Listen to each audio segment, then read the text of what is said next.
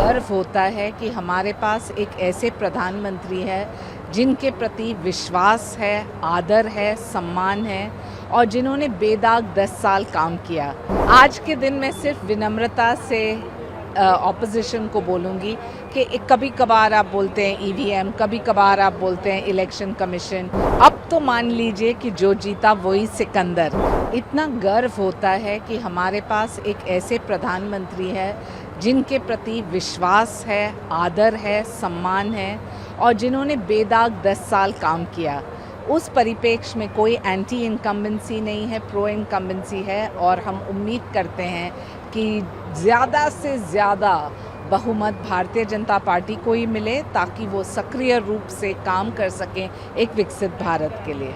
विपक्ष पहले से ही जिस तरह से अनुमान लगाया जा रहा था ईवीएम और इलेक्शन कमीशन कई सारी चीज़ों को उंगली उठा रहा है, सूरज जिस तरह से भी माहौल बनाया जा रहा है इसी तरह को लेकर के आज के दिन मैं सिर्फ विनम्रता से ऑपोजिशन को बोलूँगी कि कभी कभार आप बोलते हैं ईवीएम, कभी कभार आप बोलते हैं इलेक्शन कमीशन, कभी कभार आप खुद अपने आप के ऊपर विश्वास नहीं करते हैं। आदरणीय सुप्रीम कोर्ट ने भी कहा है, इलेक्शन कमीशन ने भी आपके जवाब दिए हैं।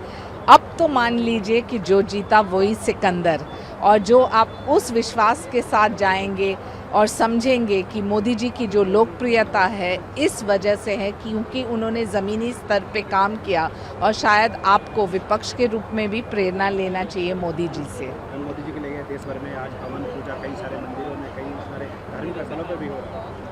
क्यों नहीं, मोदी जी ने जो काम किया है ज़मीनी स्तर पे, जहां 60 करोड़ लोगों की ज़िंदगी में परिवर्तन लाया है, इतना बड़ा परिवर्तन पूरे देश में, जहां हमें गर्व होता है कि 25 करोड़ जो गरीब थे वो उभर के आए हैं एज एन इकोनॉमी 11वें नंबर से 5वें से तीसरे की तरफ।